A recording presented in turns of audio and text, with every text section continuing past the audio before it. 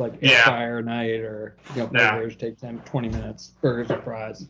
It's like I told you guys the other day, on Thursdays, because it's my late night at work, there are some nights where I'm literally hauling ass out of work to get home, to eat, to throw on a change of clothes, go to the bathroom, and sit down to record. Like, there's no downtime to even think about and process, what am I going to talk about? Even when we have like a loose idea as to what we want to talk about, I have like maybe 25 minutes in the car on the way home to try and gather my thoughts, which is probably why I sound so manic half the time.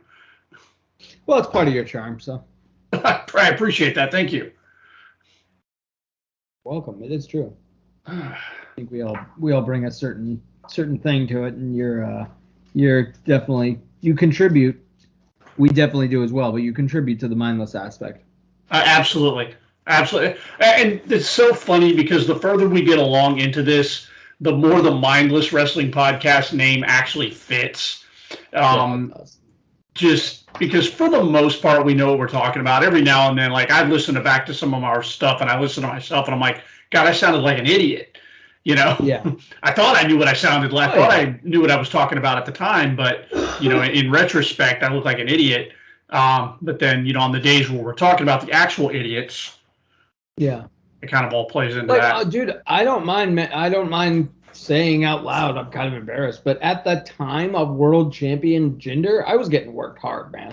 I was like, this guy sucks. Ugh, I hate him. Oh, me too. Looking back, I wasn't even like playing along, but I was definitely getting worked because the guy can wrestle. Sorry, period, end of story. His finisher, man, that dude needs something else. But other than that, the guy's perfectly good in the ring, and during that run, he was in the ring with, like Randy Orton and people like that who could, definitely get him through a match. So, man, Jinder totally worked me, at the time, and I recognize it now, though. I look back and I'm like, man, he was a perfectly awesome champion for all the reasons you have a heel, not a superstar wrestler or not a heavy heel. Right.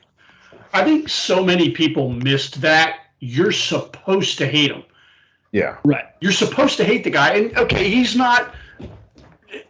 Work rate nerds piss me off when it comes to Jinder. And we can talk about this a little bit more in the show. We can just do a little bit of a teaser here for the YouTube channel. We're going to get into the Jinder Mahal discussion and the Tony Khan meltdown on Twitter. I guess if you're listening here on the YouTube channel, this is what we're going to talk about on this full episode of the Mindless Wrestling Podcast. You can go check that out at thechairshot.com. I'll have a link down below. Definitely going to put this up on the YouTube channel because I want to promote this one. But yeah, man, it's so many people just misunderstood Jinder's reign, and I'm going to get into that a little bit here in the show. Yeah, because I can fully admit, we'll do it again on the show. I'll be like, I got worked, so yeah. So I mean, I really enjoyed it because we hadn't had a heel champion like that in a long time, and chicken shit. Yeah, I mean, because that's what you're supposed to do. I mean, as far as WWE goes with the world title, he was a chicken shit heel. He was. And we hadn't had one in a while, aside Rollins, but he was a different chicken shit heel. He was protected by the boss and one of the best wrestlers on the roster, chicken shit heel. Right. And because some people, I remember people being upset that Jinder went from literally losing all the time, and then within basically he won 2 matches and he was the world champion, and that's part of the point, that he's not, that he's not actually good enough to win this stuff on his own, but he, and that, but yeah. I mean, it's because there's a certain women's champion right now that I get tired of people getting upset about, because why do they always have her cheating? Why does she always, she needs to win some of these matches on her own? No, she doesn't. She's a heel. No, she doesn't. That's the point. That's why Roman's never gonna win clean, guys. That's why, because I'm talking about Io, because yeah. She's too good for that. I don't care how many flips she can do off the top rope, whatever. Right? She's playing a bad guy right now. She's a bad guy. and she's in part of a She's cheating group of she's bad probably going to guys. stay a bad guy while Bailey flips. So we need her as dastardly as possible. And I'm so sorry that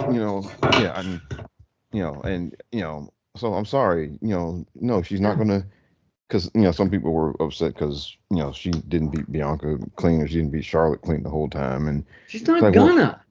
she's not going to. Sorry. No, Who's we are going gonna to be break all clean? that down on the full episode. Like you said, the link will be down below. That is at thechairshot.com.